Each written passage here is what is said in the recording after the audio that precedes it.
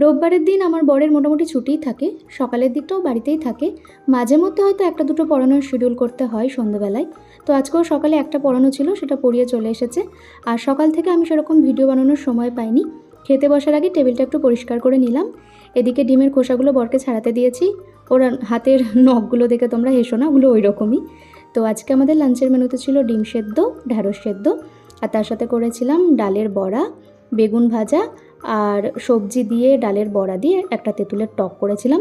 সবজির মধ্যে দিয়েছি বেগুন, কাঁচা কলা, আলু আর শিম। গরমের দিনে এই টক সবজি হালকা পাতলা রান্না এগুলোই খেতে ভালো লাগে, পেটের জন্যও ভালো। আরও বলেছিল আজকে 2টো করে ডিম সেদ্ধ করবে, দুজনেই খাবো, তো তাই করেছি। আর রাতে আজকে আমাদের নেমন্তন্ন ছিল। দাদারা কদিনের জন্য এখানে এসেছে, ওরা তো ব্যাঙ্গালোরে থাকে। তো বৌদির বাপের বাড়িতে আজকে আমাদের নেমন্তন্ন ছিল।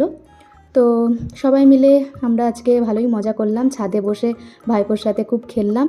তারপর ওর মা ওকে খাওয়াতে বসিয়েছে, খাচ্ছে কম, খেলার দিকেই মনোযোগ বেশি।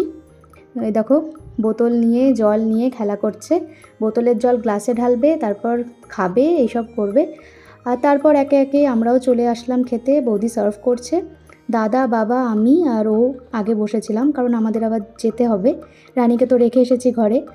আর রাতের মেনুতে আজকে ছিল স্যালাড, ভাত, ডাল, আলু ভাজা, পটল ভাজা, আর তার সাথে ছিল সর্ষে পাবদা, আর ছিল ফ্রাইড রাইস, মাটন, চাটনি, দই, মিষ্টি, মানে সব কিছুই।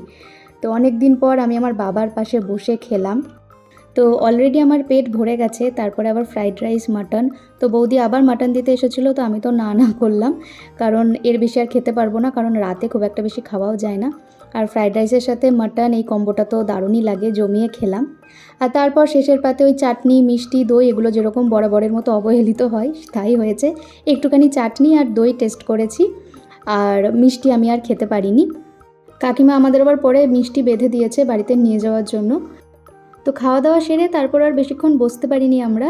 আর এদিকে দাদু নাতি গল্প করছে, আর বাবা দোল খাওয়াচ্ছে, পিসি ক্যামেরা করছে। ওর কিন্তু চোখে ঘুম ছিল, কিন্তু আমরা ছিলাম বলেও কিছুতেই তখন ঘুম হলো না। আর শেষে আবার আইসক্রিমও দিল। তো আমি তো পুরোটা শেষ করতে পারলাম না, একটুখানি খেলাম, দিয়ে বাবাকে দিয়ে তারপর চলে আসলাম।